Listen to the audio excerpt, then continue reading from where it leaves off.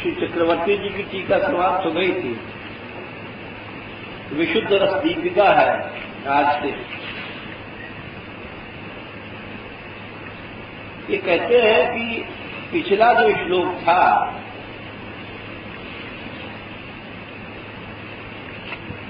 पूर्वाभ्यस्ताकस्थेन एता सख्याभिमानिन्यस,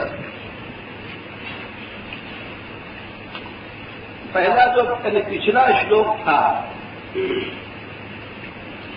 जिसमें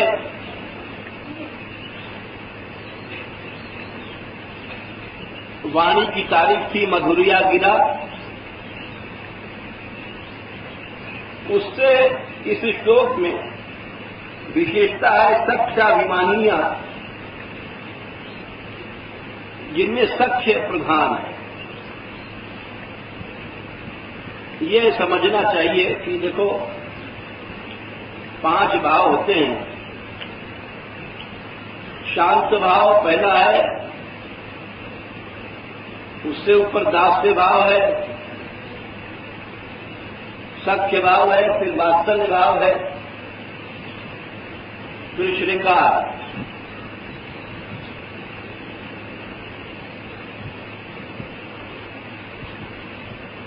दास्य में शांत भाव उसके भीतर आ जाता है, सख्य में दास्य शांत उसके भीतर आ जाता है, वात्सल्य में ये तीनों आ जाते हैं भीतर, और श्रृंगार में चारों, सबसे अंगी श्रृंगार। यानी घर में जो नारी का रूप है उसमें सभी भाव हैं श्रृंगार रस में। नारी एक महान शक्ति मानी गई है हमारे यहां, जो भारतीय संस्कृति को नहीं जानते हैं लोग, जो बिल्कुल मूर्ख हैं, जिनका कहना चाहिए, ऐसे भी संसार में इस समय लोग हैं और हमारे हिंदुओं में ज्यादा। वे कहते हैं कि हिंदू धर्म में स्त्री को कुचला गया, यानी स्त्री को परतंत्र किया गया, घूंघट में बंद किया गया, पिंजड़े में बंद किया गया और निंदा की गई। ढोल गमार सूत्र पशु नारी, ये सब ताड़न के सकल ताड़ना के अधिकारी, ऐसी बातों को उठा करके हिंदू लोग ही बुराई करते हैं। वो ये भूल जाते हैं कि हमारे यहाँ, अरे और धर्मों में तो स्त्री को खिलौना बनाया गया, रंगी नचाया गया, स्वतंत्रता दिया गया। हमारे यहाँ नारी को भगवान बना दिया गया। भगवती की उपासना करो, नारी ब्रह्म है, देवी ब्रह्म है। घर घर चंडी पूजा, दुर्गा सप्तशती, सब महिषमर्दनी, कितना विशाल संबंध है। नारी ब्रह्म है, नारी देवी है, नारी भगवती है, नारी मां है। ये सब बातें नहीं जानते हैं और बुराई करने लग जाते हैं। इनको हम गद्दार हिंदू कहते हैं। अपनी बात को न जान करके ही अपनी बुराई करना, और ऐसे लोगों को गद्दार कहा जाता है, चाहे वो कोई हो, पढ़ा लिखा हो, बेपढ़ा लिखा हो।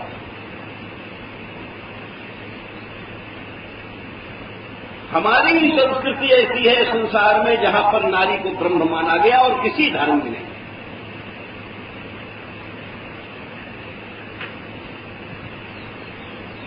यहां ही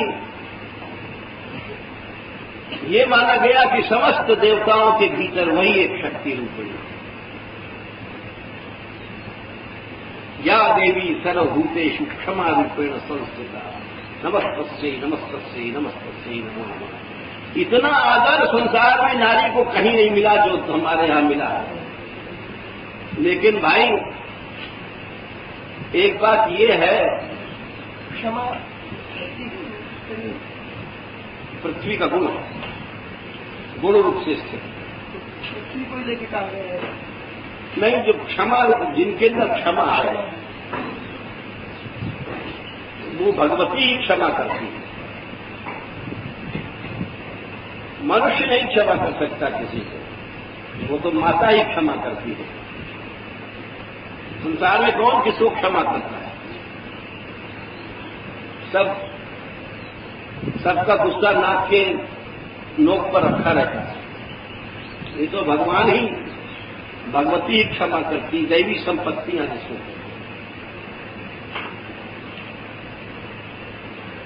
इसीलिए हाँ, हम ये कह रहे थे कि लोग कहते हैं काबुल में घोड़े बहुत अच्छे होते हैं, काबुली घोड़े। तो उनसे पूछा जाए क्या काबुल में गधे नहीं होते हैं? अरे घोड़े वहां के अच्छे हैं तो कि घोड़े भी तो होते होंगे, लेकिन गधे भी तो होते होंगे, गधे भी होते हैं। तो उन गधों को भी क्या घोड़ा मान करके पूजा जाएगा क्या? अरे सृष्टि अलग अलग है, तो नारी ब्रह्म है, नारी देवी है, नारी भगवती है। लेकिन जब नारी अत्यधिक नीच बन जाती है तो उसको क्या किया जाएगा? उसको तो कहा ही जाएगा शकल ताड़ना की अधिकारी। इसमें कौन सा न्याय कर दिया?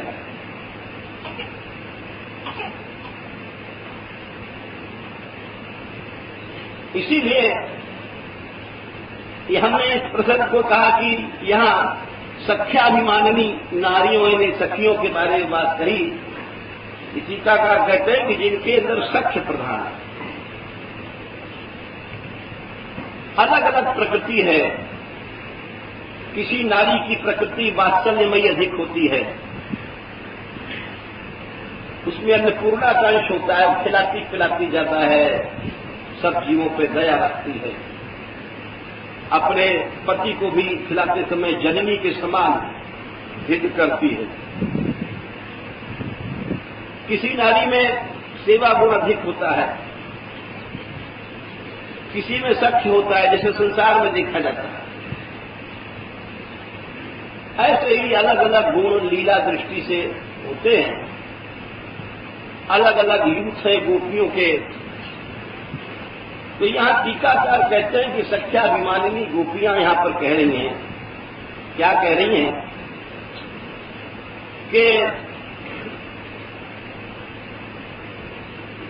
तच्चरितामृतैक जीवनास् तत्सुख सुखन्या। लिखते हैं आचार्य कि कृष्ण कथा का आनंद वही ले सकता है जो तत्सुख सुख यानी अपने प्रियतम के सुख में सुख मानना, यानी यो समझ लो निष्काम, अपना कोई भी जिसमें स्वार्थ या अपना कोई भी सुख का अनुसंधान नहीं है, वो है तत्सुख सुखनी नारी। और प्रेम की सबसे ऊंची स्थिति वही होती है। देखो, स्वार्थी आदमी कभी प्रेम नहीं कर सकता, काम कर सकता है, कामी बन सकता है, प्रेमी नहीं बन सकता। वो जहां भी जाएगा, वो चाहे गृहस्थ में रहे, चाहे बाबा जी बने, चाहे वो किसी धर्म में चला जाए, वो हमेशा अपने स्वार्थ की सोचता है। एक प्रकृति होती है। और वो प्रेमी नहीं हो सकता। प्रेमी तो वही होता है जिसके भीतर सदा तक सुख सुखिता होती है, वही संसार में कुछ कार्य भी करता है, और बाकी तो स्वार्थी व्यक्ति जहां भी जाता है वो उसकी वृत्ति वैसी रहती, बड़ी वृत्ति। प्रहलाद जी ने इसको बड़ी वृत्ति कहा है, नरसिंह भगवान से। सवई बड़ी यह आशीष आशा से न सब भृत्या सवई बड़ी। बड़ी क्यों कहा है? बड़ी माने बनिया, बनिया माने समझिए कि एक बार नारद जी आए, दृष्टांत है, बड़ा वैकुंठ की महिमा बखान किया लोगों से, भगवत धाम है और अनंत लोकों के ऊपर इस माया के अनंत ब्रह्मांडों के उस पार, बिरजा नदी के उस पार भगवत धाम है। यद्यपि आज का नास्तिक मनुष्य ये सब मानता नहीं है, क्योंकि एक कुआ के मेढक कुआ के बाहर समझ ही नहीं सकता। ये अनंत ब्रह्मांड ही हम लोग नहीं समझ सकते। अरे जब ये लोग दिखाई पड़ रहे हैं सामने, तो इन लोगों का अंत भी कहीं होगा। लोगों के अंत के बाद कोई अपराकृत धाम शुरू हो जाता है। इसमें कौन सी समझने की बात है, या कौन सी असंभव बात कही जा रही है? आंखों से देख रहे हैं हम, प्रत्यक्ष दिखाई पड़ रहा है, अनेक लोक का अंतर है, और फिर भी मनुष्य को विश्वास नहीं होता। क्यों? कि वो बुद्धि उसकी ऐसी हो गई है नास्तिक की, काली तमोगुण के कारण, कि वो आस्था नहीं है। तो नारद जी ने वैकुंठ की बहुत सी बातें बताई। अंत में एक बनिया बैठा सत्संग सुन रहा नारद जी का। जब सब लोग चले गए, वो बैठे ही रहा। तो बोले, भाई तू कैसे? बोले महाराज हमें प्रश्न करना है। नारद जी ने कहा, बड़ा भगत आदमी है। बोले, भाई हाँ महाराज, मैं प्रश्न के लिए बैठा हूं। जब सब चले गए, बोले, भाई तेरा क्या सवाल है? बोले, महाराज आपने धाम की महिमा बहुत वर्णन किया है। हाँ हमने किया है। समझ गए कोई गंभीर प्रश्न है, पूछ रहा है कैसे धाम में जाना चाहिए, कैसे वहां हम क्या सत्कर्म करें। तो नारद जी ने कहा कि बोल प्रश्न क्या है? बोले, महाराज बहुत महिमा आपने कही, मां मरना नहीं और जीना नहीं और नित्य भूख नहीं, प्यास नहीं, शोक मोह षडूर्मियां नहीं है, ये सब तो सुना, लेकिन आपने एक बात नहीं बताया। बोले, क्या बात? अरे बोले, वहां ठंडा पानी है कि नहीं है? ये तो आप बताना ही भूल गए। तो नारद जी हंस गए। बोले, भाई हमारे भी भूल है, हमने तेरे कथा सुनाई। तो स्वार्थी आदमी जहां भी जाएगा वहां केवल स्वार्थ देखता है। इसीलिए तब सुख सुखिन्या वाली बात तो आजकल गप हो गई है। ऐसी प्रकृति नहीं रही लोगों की। अपने ही सुख में, अपने ही स्वार्थ में हर आदमी ऐसा सीमित हो गया है कि बाप बाप नहीं रहा, मां मां नहीं रही, भाई भाई नहीं रहा, स्त्री स्त्री नहीं रही, पति पति नहीं रहा। सब संसार एक स्वार्थमय चक्र बन गया है। ये ऐसी नीच प्रकृति हो गई है। केवल जो तत्सुख सुखनी वाली बात है कथाओं में सुनी जाती है, प्रकृति वो नहीं जाती। प्रकृति इतनी नीची हो चुकी है। उच्च प्रकृति के लोग तो कोई होते हैं और जन्मजात होते हैं। जैसे रामकृष्ण परमहंस के बाद में जब विवेकानंद जी विदेश जाने लग गए पहली बार, तो उस समय शारदा मां थी, उनकी स्त्री का नाम था शारदा। गए कि मां की आज्ञा लेंगे, बड़ी छोटी थी उम्र में। अपना साग वाग काट रही चक्कू से, और बैठ गए। तो पूछा शारदा मां ने कि कैसे आए? तो बोले, मां मैं विदेश जा रहा हूं और वहां तेरी आज्ञा लेने आया हूं। तो वो बोले, अच्छा ये चक्कू तो उठाना। तो चक्कू उन्होंने उठा कर दिया, धार की तरफ से पकड़ के बेटा उनको पकड़ा दिया, यानी लकड़ी वाला हिस्सा मां को, वो उसको लेके काटने लग गई। बोली कुछ नहीं, या कुछ नहीं बोली। तो कुछ देर तक बैठे रहे। फिर उनको कहना पड़ा, मां तूने मेरी बात का जवाब नहीं दिया। कि मैं जाऊं कि न जाऊं, तो हंस गई। तो साधारण स्त्री नहीं थी, ये सब अंश थे, भगवदीय अंश होते हैं। बोले विवेकानंद जी से कि अरे जब तू खुद चक्कू की धार पकड़ता है और लकड़ी का बेटा मुझको पकड़ाता है, तो तेरे को आज्ञा क्या दे? तू तो संसार का कल्याण कर ही चुका, तेरे से संसार का कल्याण होगा ही। एक छोटी सी बात में प्रकृति पहचान ली जाती है।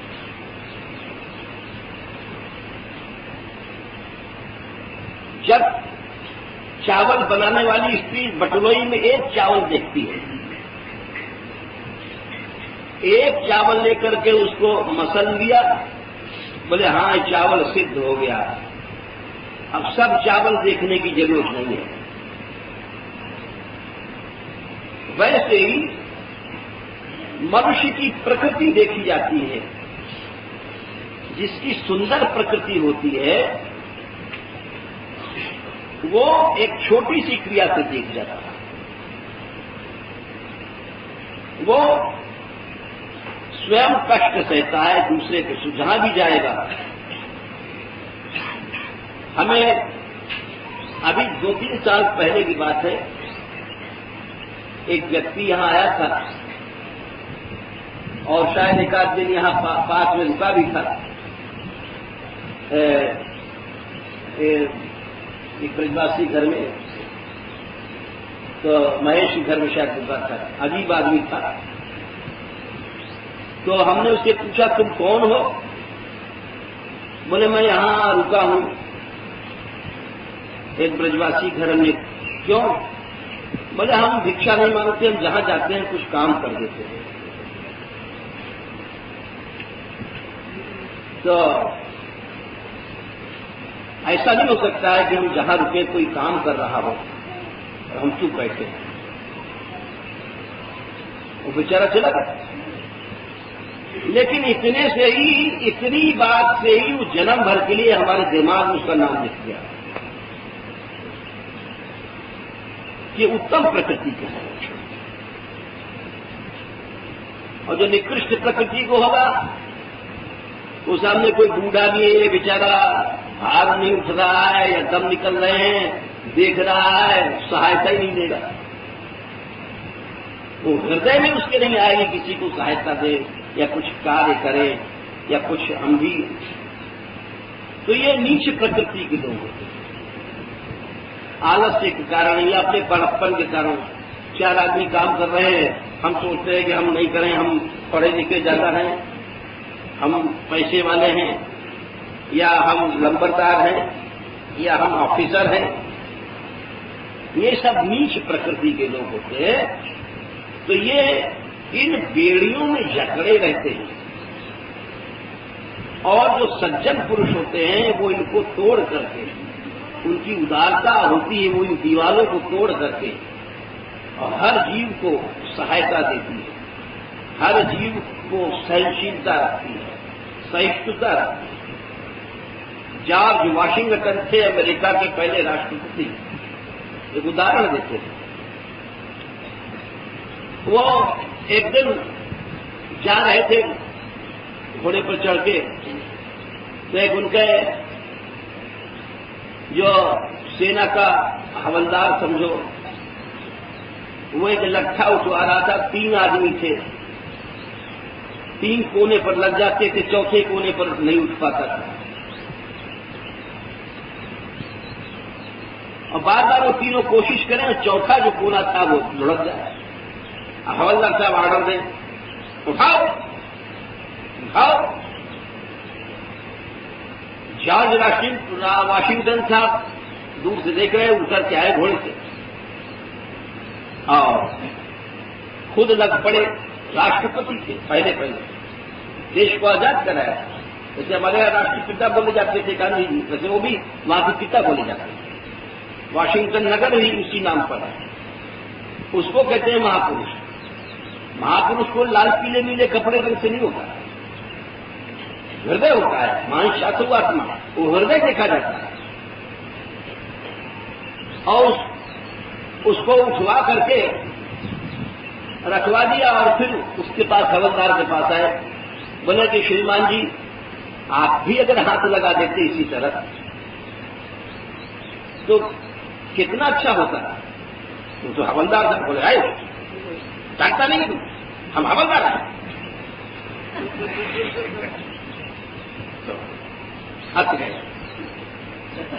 राष्ट्रपति वाशिंगटन। उनका अच्छा हवलदार साहब, जब कभी किसी आदमी की जरूरत पड़े तो आप मुझे बुला लीजिएगा। कौन है तू? तो उन्होंने अपना एक कार्ड निकाल के दिया जो राष्ट्रपति का होता है। आप तो उसको देखते हो उसके हाथ पांव कांपने लगे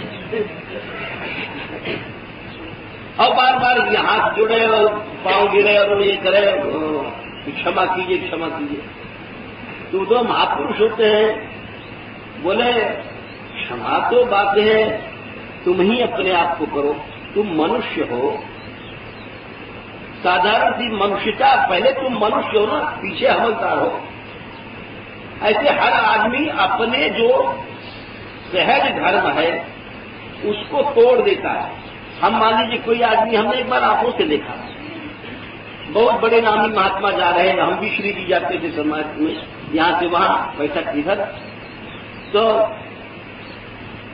उनकी एक शिष्या थी, पानी बरसना था, वो बड़ी जोर से वहां फिसल गिरी एकदम नीचे।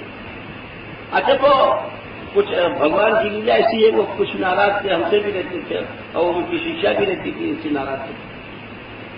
तो बहुत जोर से गिरी तो एकदम मैंने सोचा उठा दूं, लेकिन हमने कि भाई तुमसे चिढ़ती है। अब हमने उधर देखा, उठ नहीं पा रही, जिसको लग गई थी, तो वहीं से कहें उठा उठो, कोई बात नहीं, हिम्मत करो हिम्मत करो। तो हमने कहा कि भाई दिन रात ये सेवा लेते हैं, ऐसा तो है नहीं कि ये बहुत बड़ा भाई स्त्री नहीं छूते हैं। अब इस समय ये सहायता नहीं दे सकते हैं क्योंकि हम बड़े महात्मा हैं और हमारी पोजीशन गिर जाएगी।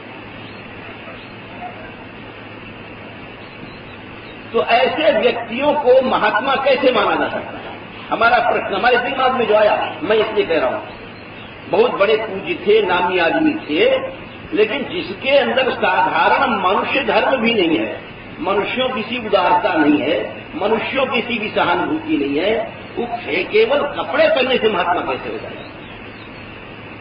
चाहे भले उसका प्रभाव बहुत है, उसके 150 शिष्य हो गए, 150 शिष्याएं हो गई हैं, इससे मतलब नहीं है। मतलब ये होता है, इस बात मैं नहीं कह रहा हूं, भगवान ने कहा। भगवान एक बार कहते हैं अर्जुन से कि देख अर्जुन, ये त्रिविधा भवती श्रद्धा देहिनाम सा स्वभावजा। जितने संसार में जीव हैं 3 प्रकार की श्रद्धा होती है, सात्विकी राजसी दैव तामसी के तामसु। और आखिर में कहते हैं कि यो यत् श्रद्धा स एव सा, जिसकी जैसी श्रद्धा है वही उसका स्वरूप है। हमारी श्रद्धा सात्विकी है तो हमने भले ही बहुत ऊंचा वेश बना रखा है, खरा ये कुबेश साधु सलमानो जिम जग जाम बन का अनुमान। भालू का वेश है, बंदर का है, तब भी हम पूछे। हमारी श्रद्धा राजसी है और कपड़ा हमने सात्विकी पहन लिया है तो उसे कुछ नहीं होगा। हमारे भीतर तामसी श्रद्धा है और बहुत सुंदर स्वरूप बना रखा है अपना विरक्त का पाना, उससे कुछ नहीं होगा। भगवान बोला यो यत् श्रद्धा है, ये बताया 17वें अध्याय में 30वें श्लोक में भगवान कहते हैं। क्या है श्लोक? सत्वानुरूपा सर्वस्य श्रद्धा भवती महाराज। और हाँ, श्रद्धामयोयम पुरुष। भगवान बोले ये पुरुष का रूप कैसा है? बाहर का रूप नहीं देखो, बाहर का कपड़ा नहीं देखो, ये भाषण वाषण बहुत बनना इससे कुछ नहीं होता है। भीतर की श्रद्धा कैसी है?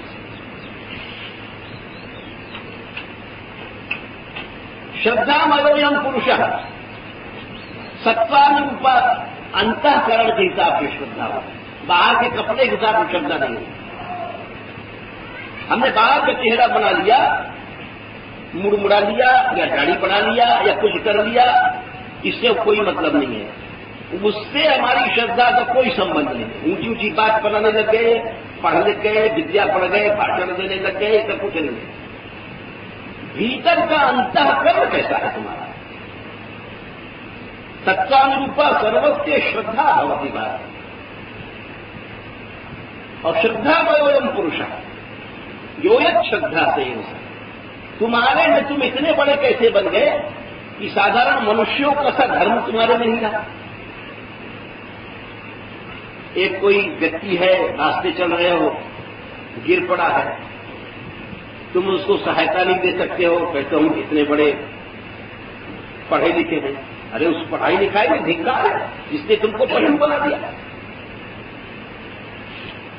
तुम उसको नामदेव जी के जीवन में आता है कि एकनाथ स्वामी के जीवन में उस समय भारतवर्ष में जाति प्रथा बड़ी कठोर थी और अंत्यल चांडाल आदि को स्पर्श भी लोग नहीं करते थे, छूते भी नहीं। तो एक दिन वो जा रहे थे नदी किनारे, रास्ते में एक बस्ती पड़ी, चांडालों की बस्ती थी। देखो ये महापुरुषों की बात है, जिनका सच में हृदय महापुरुष होता है, जिनका आज तक नाम गाया जाता है।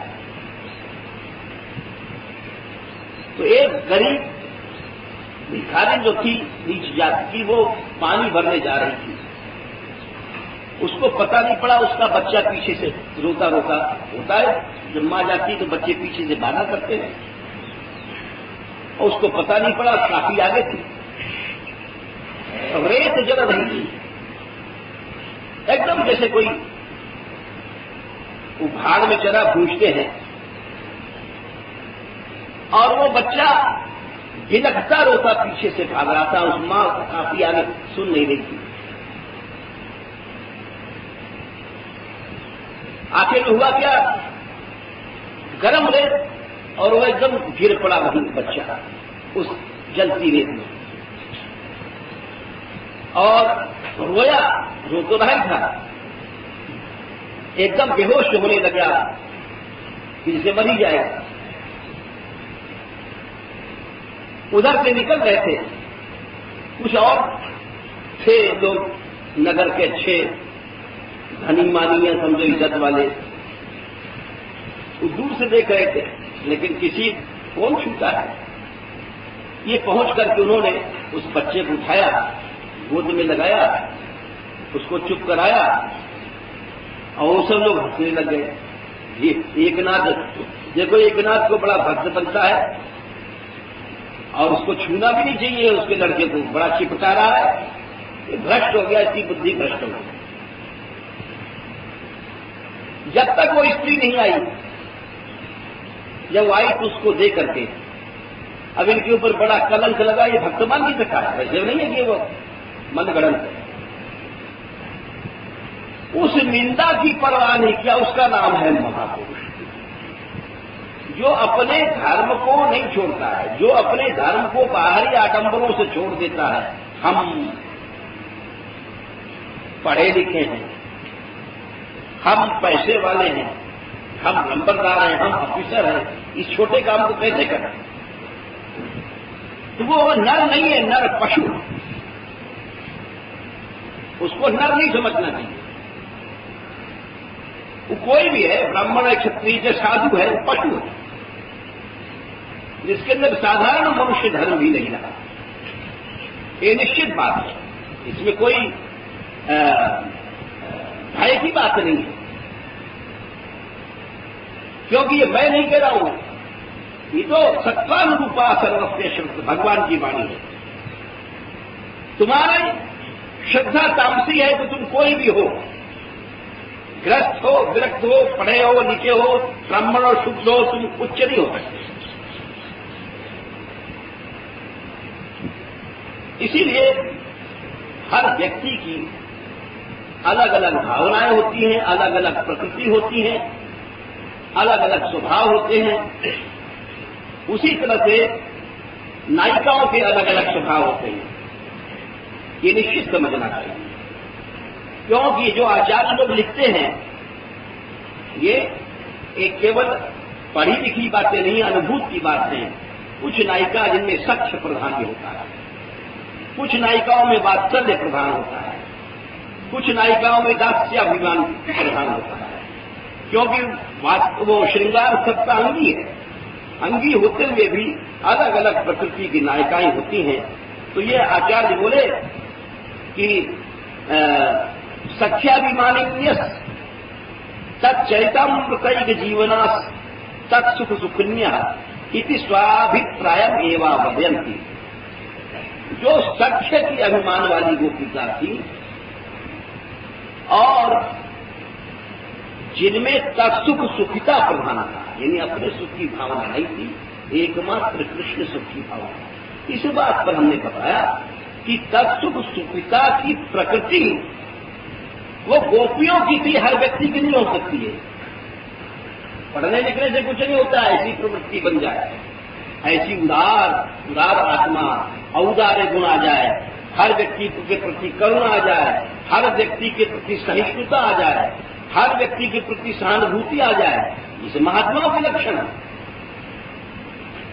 वो ग्रस्त में रहकर भी हो सकता है और हम विरक्त बन करके भी जरा पशु बन सकते हैं। इसका एक बात तो श्रद्धा से समझना है। सच में जो अमानी भक्त है वो भगवान कहते हैं हमारी दूध का बच्चा बन गया। जैसे माता को दूध का बच्चा होता है जो दूध पीता है, महीना 2 महीना का बच्चा है। इससे भी बढ़िया उदाहरण एक जगह मिलता है, ब्रह्मा जी ने कहा था ब्रह्म स्तुति में।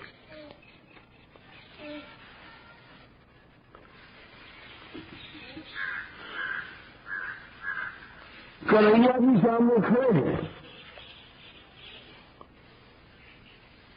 और क्या बढ़िया उदाहरण दे रहे हैं ब्रह्मा जी। यानी इस वृत्ति पर पहुंच जाओ, सब क्षमा, प्यारे बन जाओगे। 1000 अपराध करने पर भी भगवान जो कहते हैं ब्रह्मा जी, उत्क्षेपणम गर्भगत से पादयो। हे प्रभु, गर्भ का बच्चा जो पेट के भीतर है वो करवटी बदलता है, उछलता है, पांव चलाता है, तो क्या माता उस गर्भ के बच्चे का अपराध मानती है?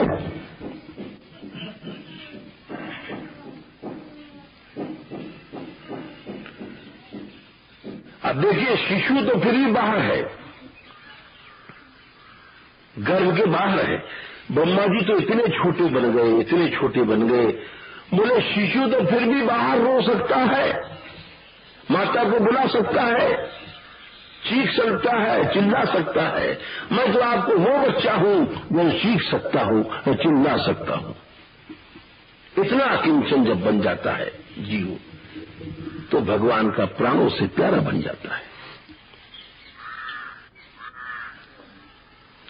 सारा साधन ही गलत है, रोटेशन गलत है, लक्ष्य गलत है। माला भी करता है तो कहता है हम इतना करते हैं, उससे माला का वो चाहता है, रिटर्न चाहता है, सम्मान। भगवान भी करता है तो कहता है हम इतने विरक्त हैं, उसका रिटर्न चाहता है, सम्मान। विद्या भी पढ़ता है तो भाषण करता है तो उसका कहता है इसका रिटर्न हमको मिलना चाहिए, सम्मान।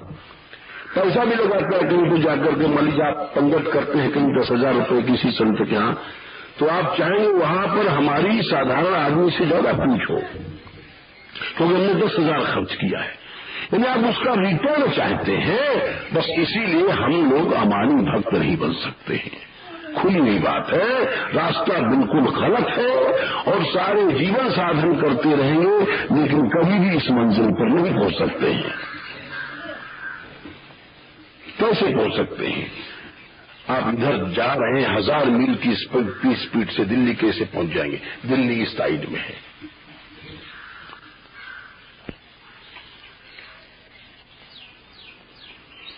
ये हमारी ना मान देना कोई भाषण से नहीं, कोई लेक्चर से नहीं आता है।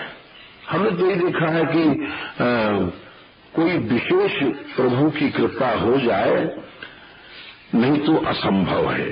आप चाहे बाबा जी बन जाओ, चाहे विद्वान बन जाओ, चाहे भैया माला फेर लो, चाहे कीर्तन कर लो, चाहे 10-20 लाख रुपए 50 कुछ भी लगा दो, लेकिन अमानी की साधना जो है वो बिल्कुल अलग है और वो प्रायः उस रास्ते पर चलने वाला, अब ज्यादा क्या कहें, तो वो नारद जी से कहते हैं कि भगवान बोले कि जन्म मूल बल अनिज बल का ही, जो बड़ा हो गया ज्ञानी भक्त हो गया उसको अपना बल था और हमारे भक्त को, अच्छा दोनों को काम को सताता है। तो साधक अवस्था से उठा रहे हैं, एक साधक निकला है घर से, तो काम जित काम कैसे हो जाएगा? अरे भाई साधन करते करते देखिए, तो वो दोहा भूल गए गोसाई जी का बड़ा सुंदर है।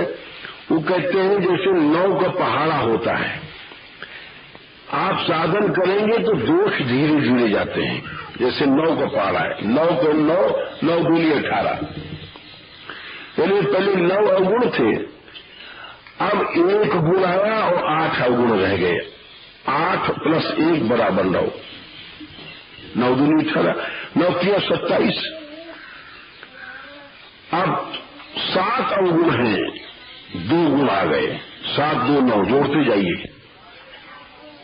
9 दूनी 18, 9 किया 27 और तरक्की हुई, 9 चौक 36, 3 गुण आए, 6 अवगुण हैं, अभी 6 हैं, 6 3 9, 9 पीछे 45,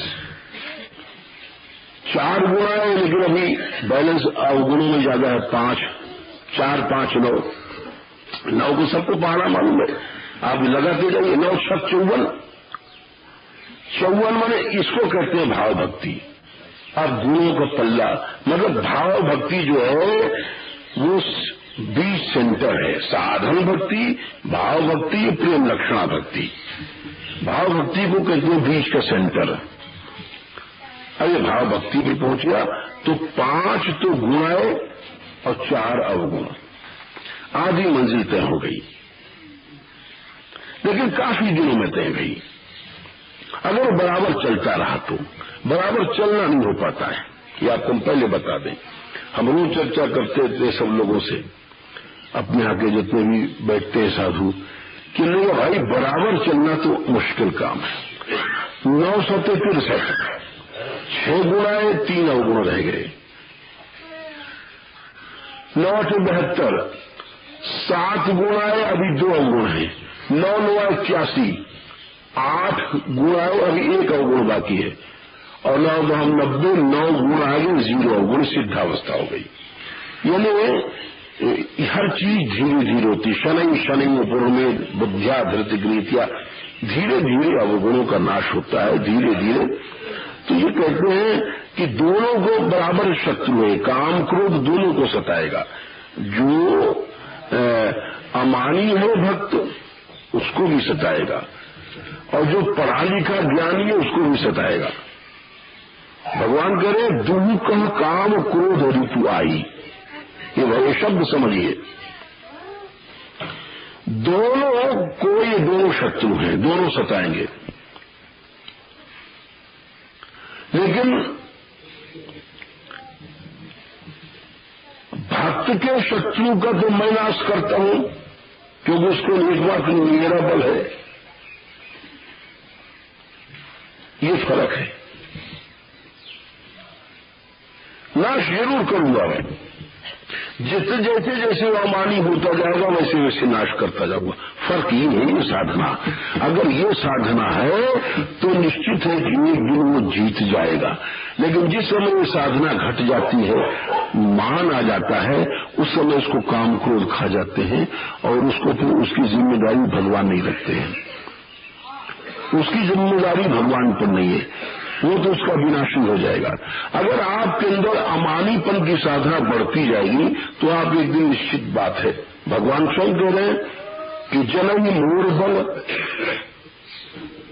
अनुज बलता ही अतो का काम क्रोध रिपुआ ही। समझने की बात है, बहुत बारीक बात है। यह विचार पंडित मोहि भजई। जो सच्चे पंडित हैं वो इस बात को समझ करके मोहि भजई मन खाली मेरा ही बल रखते हैं। अब पायो ज्ञान भगत नहीं सजही, ज्ञान पाकर के भी अपने मन में ज्ञान का अहम भाव नहीं रखते, वही उनमें शिशु भाव अमानी। वो जानते हैं कि पढ़ने लिखने से कुछ नहीं है, अमानी बने रहो। ये बात है। जो सच्चे कृपा पात्र हैं, जो सच्चे पंडित हैं, जो सच्चे भगवान के जन हैं, वो कितना भी पढ़ लिख लेंगे, कितना भी विरक्त बन जाएंगे, जानते हैं कि भैया अमानी बने रहो।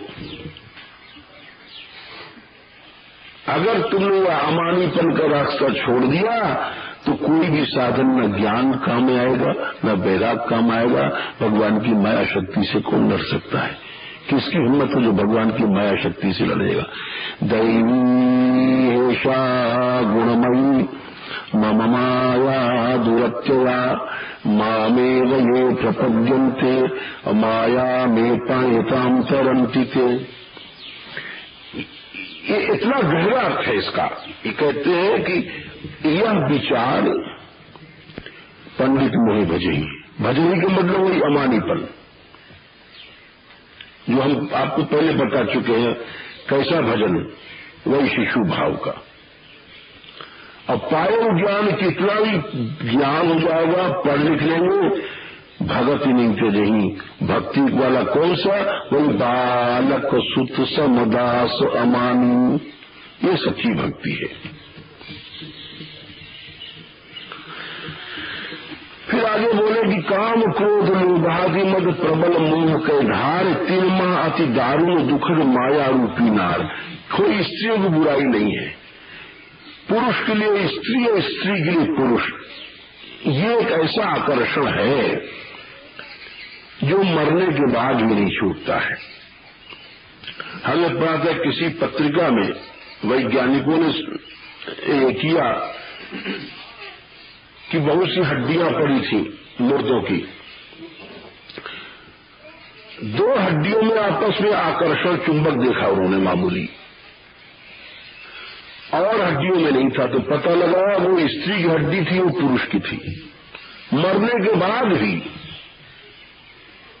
चुंबक बना रहता है, सेक्सुअल अट्रैक्शन जिसको अंग्रेजी में कहते हैं। तो इसीलिए कहते हैं भगवान कि दुखद माया रूपी नार असुन मुनि कह पुराण श्रुति संता।